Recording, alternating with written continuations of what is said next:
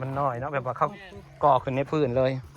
แล้วแต่สร้างนะบางสร้างคัดสร้างเขาพิธีพิถันเขาก็เท่ๆได้อยากเห็ดก็ได้คือเขาเห็ดเทือนเอื้อยน่ะเขาเทเขาแบบกระเจอสร้างพิธีพิถันเขาเทซองสั้นพวกขั้นห้องเพื่อนนี่บ่เห็ดบ่ได้เพราะมันต้องได้เทคานเบิดสมมุติอยากเห็ดขันห้องคนนี้ก็ต้องได้เทคานพวก ห้องนอนนี่เห็ด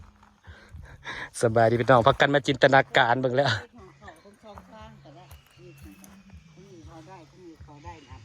ก็แล้วแต่มึงเลยความสะดวกเขาบ่อยากเปิดบัดแล้วเฮาบ่อยากเปิดหน้าบ้านเห็ดเป็นประตูใหญ่กูว่าเห็ดเป็นประตูกระจกใหญ่อยากเปิดก็ได้บ่อยากเปิดก็ได้อยากเปิดก็ปิดตายแล้วเห็ดประตูน้อยอีกประตูหนึ่งว่าบ่อันนี้ย้ำแบบเฮามืออยากเปิดเบิ่งวิวจังเปิดแล้วเป็นประตูกระจกใหญ่เห็นเด้ตีไปโหลด20,000 40,000ประตู2บ้าน40,000พอกระจกเนาะดีบ่ดี40,000เอากระจกที่สูงๆใหญ่ๆแต่งลวดลายน่ะสิเป็นแสนผู้2บ้านอันนี้เนี่ยเห็ดเป็นหน้าต่างวงกลมใหญ่เลยเอาวงกลมตัดบ่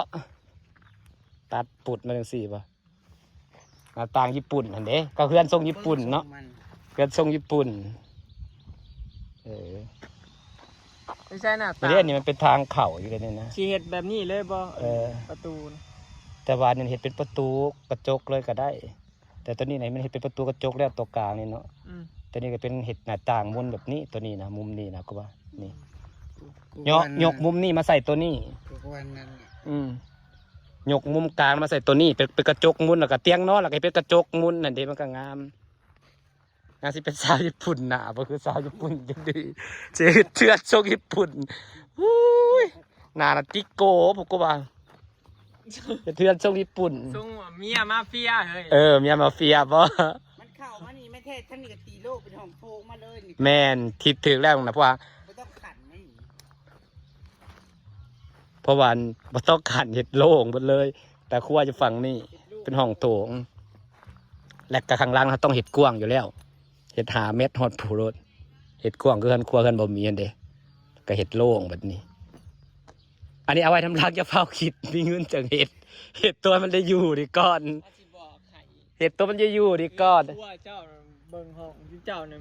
มันใหญ่เลยเกินขั้วมันก็ต้องได้เห็ดใหญ่ได้ป่ะเนี่ยมันแล้วตัวนี้มันห้อง4 เมตรเงินขั้วมันก็ต้องได้ใส่ห้อง4 เมตรสำคัญได้ป่ะไหวขัดเป็นไปได้ขัดมีเงินเห็ด5 เมตรเราเลยเห็ดโล่งเกินบอกมีนะแห่งกระดีแล้วบ่เห็ดบ่ได้5 เมตรข้อไม้คือเพื่อนมัน4 เมตรแล้วเสามันต้องตั้งให้มันเสริงกันดิกว้างอยู่แล้วกันเห็ดแคบกว่านี้บ่ได้เสามันก็สิพูดโล่งยาพวกเห็ดตัวนี้มันได้อยู่ก่อนจะเผาตอนนั้นเอาไปน้ำหลังเห็ดนี้ก็ได้อยู่แล้วห้องน้ำก็ได้โตแล้วครัวกันเด้ตูบน้อยเข็ดครัวได้คือกันคือใครเด้อถ้ามันตกแต่งไปแล้วเด้อมูลค่าเทพื้นอันแอมขึ้นก็ได้อยู่แล้วได้อยู่แล้วตัวนี้มึงปล่อยโล่งไว้ก่อนก็ได้สิเป็นยังนอกกระทำมันเห็ดว่าสิเห็ดแต่ทีแน่นะบางทีใส่ประตูอยู่แล้วมันบ่หรือบางสิปอนเห็ดมันโล่งไปเลยเข้าว่าบ่ให้มันตรงกับหน้าบ้านครับว่าอย่างประตูหลังบ้านนะมันกับบตรงเขาใส่ขางบริใส่กลางหรือว่าความคิดมึงจะให้มึงปล่อยโล่งทะลุเลยโล่งมาใส่เรือนครัวเลยก็ดีคือกันแห่งกะโล่งแล้วก็บริมีทางออกตรงทั้งบุญทางออกกับมันทางขางมันแมนถือแล้ว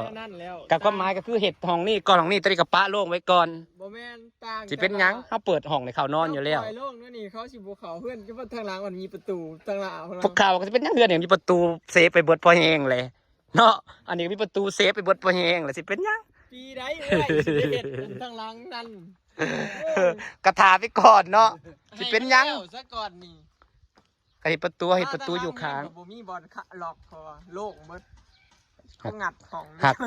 ว่าถึงขันมันเห็ดมันโล่งทะลุไปเลยเดี๋ยวมันก็สบายได้มันเบิ่งเพราะมันสิทะลุความโล่งไปทั้งหลังเลยกั้นเฮากั้นก็สิเป็นเขาก็จะเป็นห้องนึงกับกั้นก็งามอีกแบบนึงกั้นก็งามอีกแบบนึงอันยังประเทศคานใส่เล็กแต่ว่าประตูน่ะมันตรงบ่สำคัญเคยบอกมึงยังมีห้องเรือนครัวอีกห้องนึงอีกเข้าใจความหมายบ่ประตูน่ะตรงบ่ก็บ่สำคัญประตูห้องนี้มึงยังสิมีเรือนครัวตันอีกนอกจากสิตรงประตูออกหลังบ้านไปเลยนะแม่นเรือนครัวต้องออกข้างอันนี้บ่ตรงอยู่แล้วบ่เกี่ยวได บ่เกี่ยว สอตรงผาดซ้ เพราะว่ามึงต้องออกพุ่นอยู่แล้วมันก็ยังมีเฮือนครัวบังอยู่แต่ก็คิดไปได้กะโล่งคือมึงอยากเว้าหั่นแหละมันจังคัก ำชุบเจ้าว่า เข้ามามันก็โล่งไปเบิดเลย ว่ามันโล่งเบิดเลยนะ เอ มั อ นคัก เออ แต่ว่าเข้าไป สิ ทำ เป็น งานได้สิได้เห็ดแล้วอันนี้ สิเป็นอย่างธรรมดาอันนี้ก็ประตูเซฟมันมีบ่แฮงอันนี้ก็ประตูเข้าไผมันอยู่แล้วบ่แม่นว่าเข้าไปเฮือนโล่ง เป็นว่า ทุกห้องมีประตูเข้าอยู่แล้ว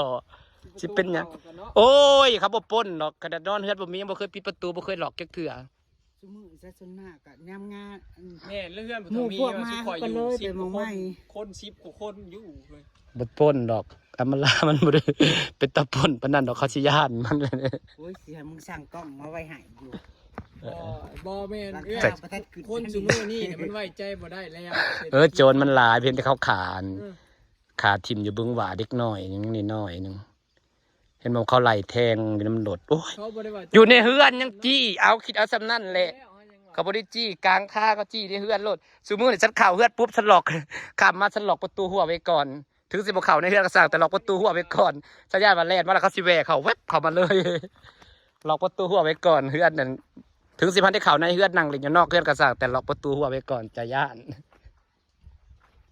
มันไว้ใจบ่ได้ซุมื้อเศรษฐกิจมัน สรุปเราเซานะเพิ่นสั่งพิษเนาะ ความสูงน่ะโอเคหน่อยเนาะ พอดีแล้ว สั่งมาพอดี พอดีแล้ว ทานมันอยู่ผิดได้ เขาเพื่อตีฟ้าแล้ว เพื่อเขาปลูกว่าเขาเทกันถึงพี่ แอวมัน เออเอามันน่ะ ก็วังนี่แล้ววัง สูงแท้ นี่ พอดีแล้วไอ้ได้วังหูสี่หูไอ้ได้คานถึง บันไดมา3 ไอ้ได้คานถึงพอดีแล้วบ่สูงดอกพอดีงามบ่สูงเกินแล้วก็บ่ต่ำเกิน ก็เทไปอย่างนั้น ได้แล้วระดับความสูงนะ มันอยู่นี่ อืม เทพื้นขึ้นมามันก็ต้องพี่ปูกระโลก็ต้องพี่